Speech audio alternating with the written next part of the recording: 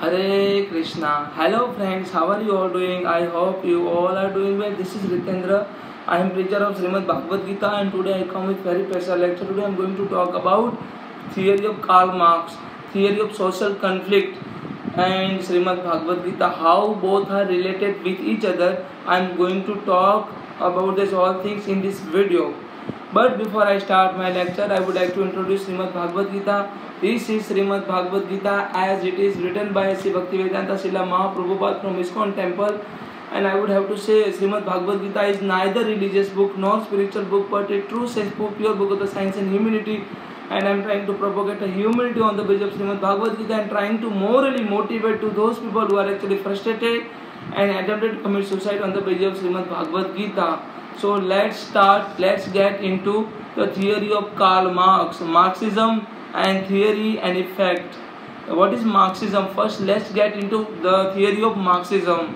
Marxism is a social, political and economical philosophy. Marxism is a social, political and economical philosophy named after Karl Marx. It examines the effect of capitalism on the labor, productivity and economical development and argue for a worker revolution to overturn capitalism in favor of the communalism. Overturn capitalism is favor of communalism. Capitalism and communalism both are related with each other. If the capitalism is high, then the communalism would be high. So both are proportional to each other. Communalism is proportional to capitalism and capitalism is proportional to communalism. And Marxism posits that the struggle between the social class, specifically between the bourgeois or capitalist and also proletariat or workers, define the economic relation in the capital economy and will inevitably lead to revolutionary communalism. Means what is the reason behind the revolution? Reason behind the revolution is there is a conflict, there is a dissatisfaction. And dissatisfaction, whenever dissatisfaction happen, the revolution, the rebel will be started. So Lord Krishna here stated in Srimad Bhagavad Gita, the actual cause of the rebel or the war is dissatisfaction. So in the Marxist theory, the capitalism theory, the reason behind the conflict is only the struggle, the dissatisfaction between the worker group and capitalist group. Marxism is a social, political and economical theory originated by Karl Marx that focus on the struggle between the capitalist and worker class. Marx wrote that the power relationship between the capitalists and workers were inherently exploitative and would inevitably create the class conflict. Means what is the reason behind the class conflict? The reason behind the conflict in the society, in between the people, in between two peoples, is only dissatisfaction and the over exploitation. If you are exploiting the people, बार बार उसका शोषण करते रहोगे तो उसका result क्या होगा? उसको वो पर्सन कभी ना कभी आवाज़ तो उठाएगा ही. मतलब कब बोलना वो ज़रूरी है, मतलब कब शांत रहना उससे ज़्यादा है कब बोलना वो ज़रूरी है. He believed that the conflict would ultimately lead to a revolution in which the worker class would overthrow the capitalist class and seize the control to the economy. Worker class, worker, the amount, the bulk class, the amount, worker class amount was very high, and the amount, the people was very high in the class, worker class. That particular class will definitely throw to the lesser people or lesser class. So higher class will be thrown by the lesser class. Marxism is a both social and political theory which encompasses Marxist class conflict theory and Marxian economy. Marxism was first publicly formulated in 1848 in the pamphlet of the Communist Manifesto by Karl Marx and Das Kapital. When I read Das Kapital, I understood that the reason behind the conflict between the both two people, If there is a conflict, there is a dissatisfaction, and the dissatisfaction because of the over exploitation, because of those people who are actually denying the rights of the particular people, particular class. Because of this particular reason, there is a conflict between the two groups.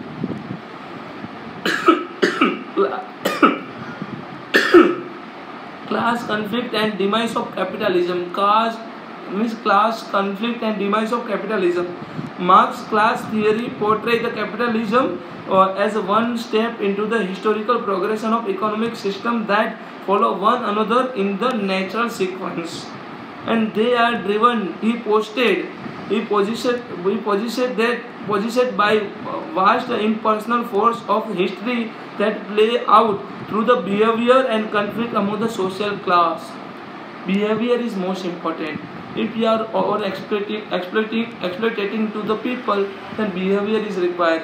Means how long the people will tolerate this kind of adverse behavior. One day people will definitely shout, people will definitely raise a voice against you. So this is most important. Following are element of Marx's theory of how conflict would play out in the capitalist system. Capitalist society is made up of two classes. Capitalist society is made of two classes. The capitalist business owner, and who control the means of production, and also worker, those whose labor transfer the raw material and raw commodities into the valuable economy.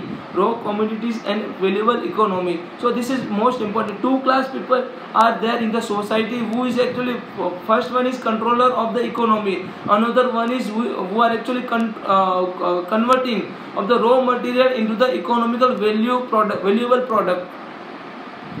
Ordinary laborers who don't own the means of the production, such as factories, building and material, have little power in the capitalist economic system. Workers are always readily replaceable in the period of high unemployment, and further devaluing their perceived worth.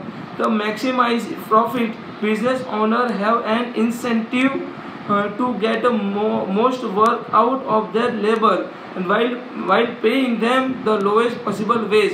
This creates unfair imbalance between the owner and labor, whose work the owners exploit for their own gain. Because of the worker have the little personal stake in the process of the production, Marx believed they would become alienated from it, and as well as from their own humanity, and turn resentful toward the business owner. So this is all about Karl Marx theory. Well, let's get into communalism versus socialism versus capitalism. Marx and Engels' ideas laid the groundwork of the theory and practice of the communalism, which advocates for a class system in which all the property wealth are communally rather than privately owned. Although the former Soviet Union, China, Cuba have had a nominally communist government, and there are never actually been a purely communist state that have completely eliminated personal property, money, class and system. Socialism predates communalism by the several decades. It is early adherent called for a more egalitarian distribution of the wealth, solidarity among the workers, better working condition and common ownership of the land and manufacturing the equipment. Socialism is based on the idea of the public ownership of the means of production. Lord Krishna here said, each and every living entity has an equal right on the earth, water and sky. Earth, water and sky. Earth, water and sky. So we don't have to deny anybody's of their right. If we deny anybody's of his or her right, then conflict will be raised in the society, and the conflict will definitely convert into the revolution. The little bit of conflict will definitely take a shape into the revolution or rebel. People will definitely raise a voice against the exploitation. So this is what we have to understand. This is what Lord Krishna stated before more than 5,000 years ago. On the battle of Mahabharata in Srimad Bhagavad Gita, Lord Krishna here stated, I have given equal right to each and every living entity. So we don't have to deny anybody's of that particular person right or the particular person's duty as well. We all have to perform our duty as well.